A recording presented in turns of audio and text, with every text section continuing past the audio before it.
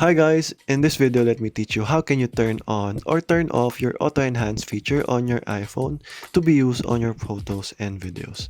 So without further ado, let's get right onto it. So go over in your settings on your iPhone, and as you can see I have an Android here, but I can still show you on how you can do this.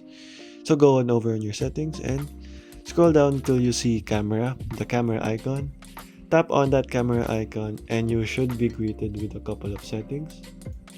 So you will see their formats, preserve settings, record video, record slow-mo, and a couple of other things. So to be able to access the auto enhance feature, you just have to tap on record video.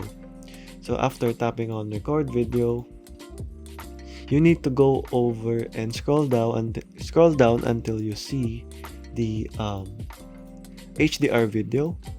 So all you need to do is turn that off to turn off the auto enhance feature on your iPhone, and take the green one or the button to be able to turn on that auto enhance feature or the HDR.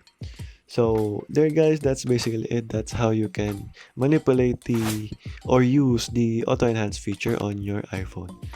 To be check this guys, you can go over on your camera and see if it works for you. Okay guys, that is all for today. Thank you for watching and goodbye.